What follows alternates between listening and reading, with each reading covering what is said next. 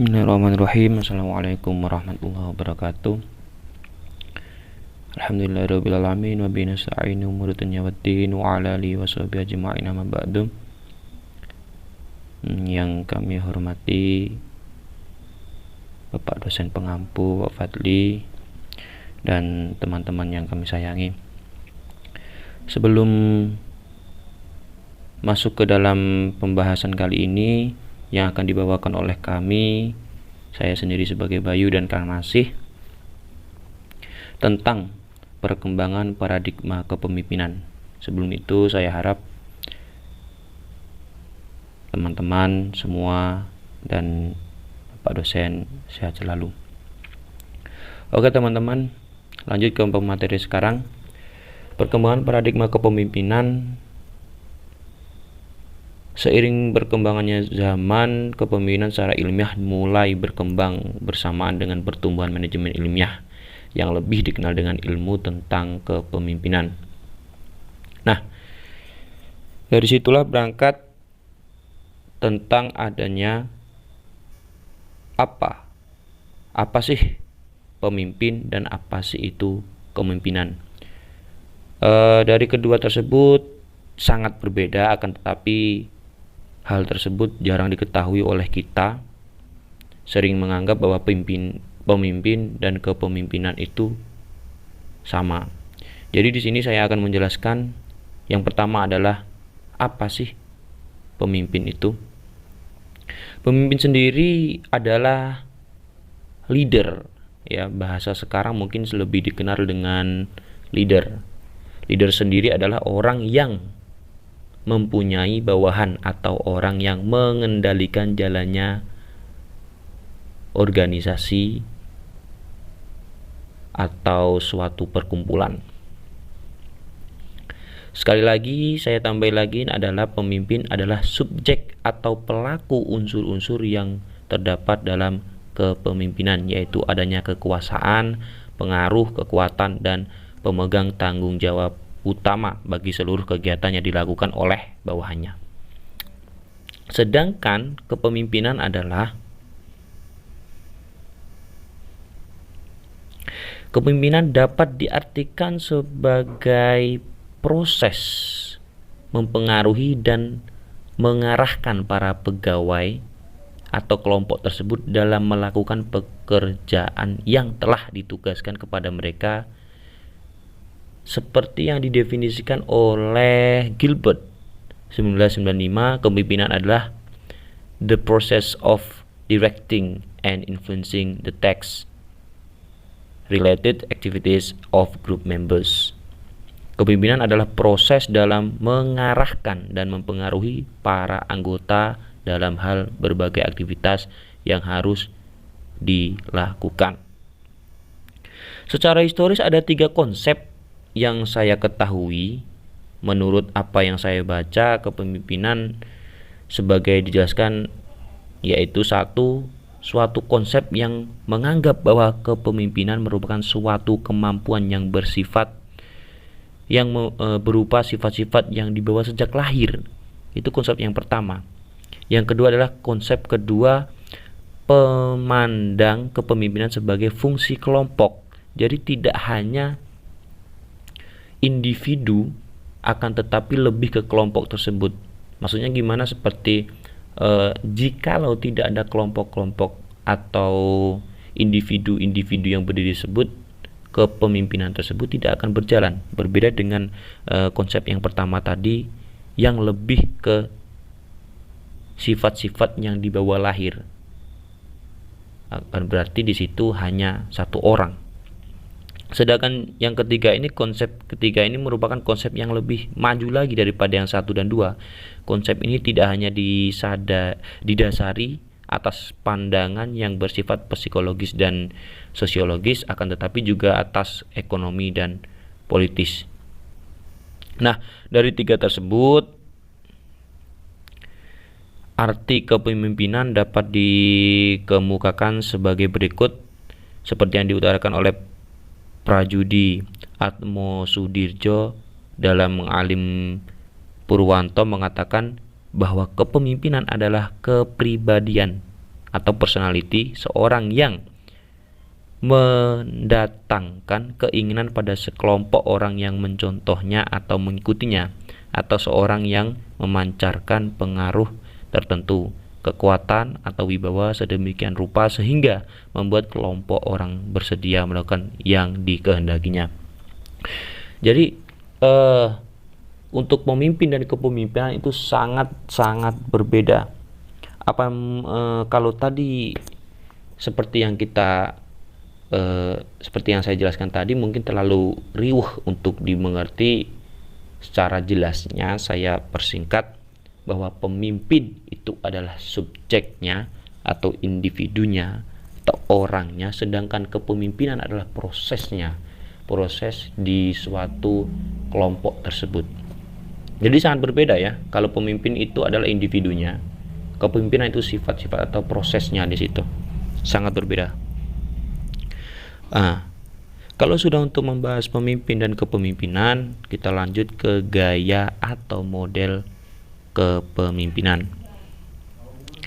Gaya atau model kepemimpinan sendiri dibedakan menjadi 4. Yang pertama adalah gaya kepemimpinan otokratis.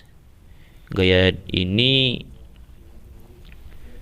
kepemimpinan ini adalah seperti pemimpin yang memiliki wewenang atau otoritas dari suatu sumber, misalnya seperti posisinya, mungkin pengetahuan, kekuatan atau kekuasaan untuk memberikan penghargaan ataupun hukuman. Ciri-ciri dari gaya kepemimpinan otokratis sendiri adalah yang pertama yang mungkin sering kita jumpai adalah menganggap organisasi tersebut adalah miliknya pribadi. Jadi tidak dia menganggap pemimpin yang bersifat bergaya kepemimpinan otokratis lebih menganggap bahwa organisasi tersebut adalah miliknya. Jadi tidak ada orang lain yang memilikinya lagi. Dia organisasi tersebut menganggap bahwa itu miliknya sendiri, bukan orang lain. Tidak ada campur tangan orang lain atau apa. Jadi suksesnya organisasi tersebut, gagalnya organisasi tersebut itu karena jasa dia, menurut dia. Dan yang kedua adalah mengidentikan tujuan pribadi dengan tujuan organisasi. Seperti ambisi ya, kalau menurut saya seperti ambisi pribadi itu diimplementasikan ke tujuan organisasi. Dia mengatakan tujuan pribadinya atas nama keperluan organisasi. Dan ciri-ciri yang ketiga adalah tidak mau menerima kritik, saran, dan pendapat. Seperti itu. Jadi ya dia pokoknya organisasi ini, perkumpulan ini milik saya. Jadi jalan atau tidaknya harus atas perintahnya. Jadi tidak menerima kritik orang lain, karena dia menganggap yang pertama tadi bahwa organisasi tersebut adalah miliknya. Nah, selanjutnya adalah ada gaya kepemimpinan militeris. Nah, sudah terdengar dari kata-kata gaya atau model kepemimpinannya adalah militeris. Kita pasti tidak asing dengan kata-kata ini. Gaya kepemimpinan militeris sendiri adalah seorang pemimpin yang lebih sering menggunakan sistem perintah dan bergantung pada pangkat dan jabatan. Ya, umum sekali di dunia militer itu pangkat dan jabatan itu lebih penting dari segalanya ya. Dan dia tidak, kebanyakan dari kata tersebut tidak terlalu menggubris saran dan kritik, tapi lebih ke perintah. Selanjutnya ada gaya kepemimpinan paternalistik. Ialah seorang pemimpin yang menganggap bahwa sebagai manusia yang tidak dewasa dan bersikap terlalu melindungi. Jadi untuk gaya kepemimpinannya ketiga ini, yaitu paternalistik, ini lebih ke tidak mempercayai bahwa hanya sendiri dan dia lebih ke seperti apa, wanti-wanti seperti itu, was-was kalau nanti bawahannya ini gagal karena dia menganggapnya bawahannya ini belum mampu, jadi harus di backingin dia apa-apa atas dasar saran dari pemimpin itu sendiri. Selanjutnya ada gaya kepemimpinan demokratis ya. Menurut saya ini kepemimpinan ini lebih apa? Lebih dewasa atau lebih bisa diterima, dan mungkin kepemimpinan seperti ini lebih banyak di era sekarang ya. Gaya kepemimpinan demokratis ini kebalikan dari gaya otokratis. Gaya kepemimpinan demokratis disebut juga dengan gaya kepemimpinan modernis dan lainnya. Dalam pelaksanaan kepemimpinan, semua anggota diajak berpartisipasi, menjumlahkan pikiran dan tenaga untuk mencapai tujuan organisasi. Menurut saya jadi kepemimpinan gaya demokratis ini menurut saya pribadi mungkin lebih menguntungkan daripada yang lain. Mungkin ada beberapa aspek yang merugikan, tapi menurut saya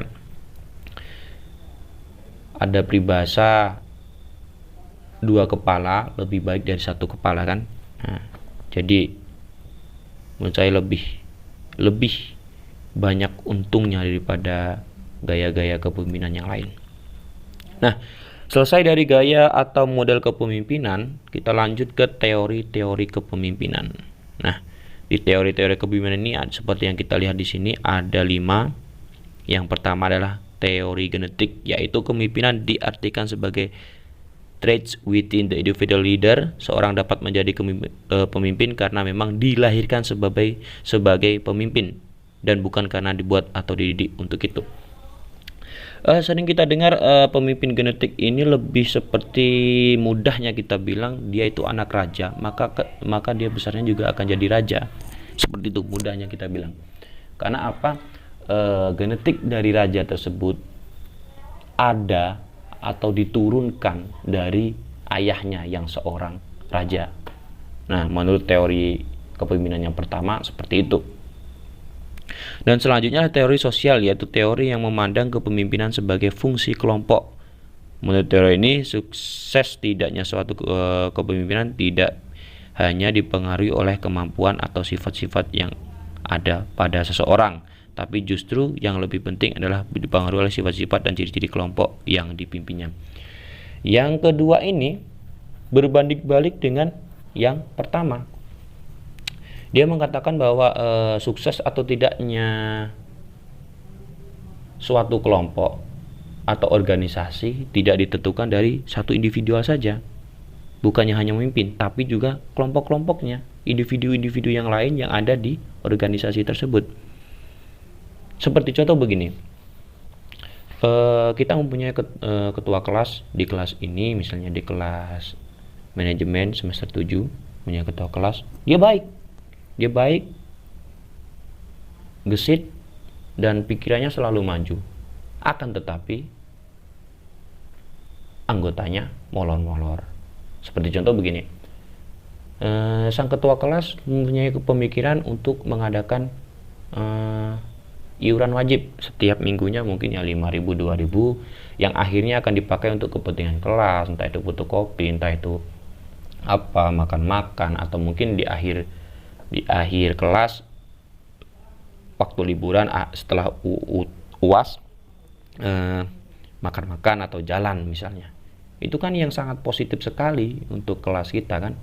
Apalagi ada yang untuk kepentingan kelas seperti fotokopi, membeli flash disk untuk dikumpulkan materi-materi dari dosen, itu sangat maju sekali, sangat bagus untuk, dan itu berimpact sangat positif untuk kita. Tetapi karena anggotanya itu molor dan tidak kooperatif, tidak mensupport apa yang dipikirkan oleh ketua kelas. Misalnya nih, kita nggak bayar uang iuran wajib, maka tujuan yang diinginkan atau yang dibicarakan oleh Pak Ketua Kelas atau Mbak Ketua Kelas, maka tidak akan berjalan karena anggotanya tidak kooperatif. Seperti itu contohnya. Dan selanjutnya ada teori situasional, yaitu teori yang berpandangan bahwa kepemimpinan sangat bergantung pada situasinya. Teori ini tidak hanya melihat kepemimpinan dari sudut pandang yang bersifat psikologis atau sosiologis, tetapi juga atas ekonomi dan politik.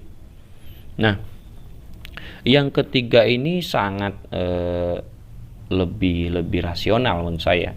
Tidak hanya dipengaruhi oleh individu dari seorang pemimpin, juga tidak dipengaruhi oleh tidak hanya dipengaruhi oleh anggotanya, individu-individu lain, akan tetapi juga situasi di situ juga mempengaruhi, ya. Seperti yang kita lihat, situasi dimanapun situasi itu sangat mempengaruhi.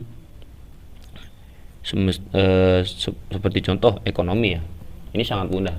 Uang ini kan sangat sensitif, seperti yang kita contohkan tadi soal uang iuran wajib. Itu kita kooperatif nih, sangat kooperatif sekali untuk membayar iuran wajib. Akan tetapi mayoritas dari mayoritas dari anggota kelas kita ini orang yang tidak mampu, ya. Naudzubillah, ya, semoga kita semua mampu. Ini hanya contoh, tapi mungkin kita bisa bilang 80% dari kita ini orang yang tidak mampu untuk bayar kuliah aja pas-pasan misalnya. Dan itu sering ngebon, sering ngutang, sering telat. Dan selanjutnya apalagi untuk makan, kan, cari-cari, apalagi untuk iuran. Ya, ini kan sangat tidak mudah. Dan itu dipengaruhi, dan akhirnya akhirnya planning yang direncanakan yang tadinya anak-anak semangat dan mau untuk membayar, jadi tidak bisa terbayar karena situasi, yaitu ekonomi yang tidak mensupport. Nah, itu contohnya. Dan yang keempat ada teori ekologis, yaitu suatu teori yang mengatakan bahwa kepemimpinan merupakan penggabungan antara bakat alami yang sudah ada sejak dilahirkan dengan pendidikan dan pelatihan yang intensif.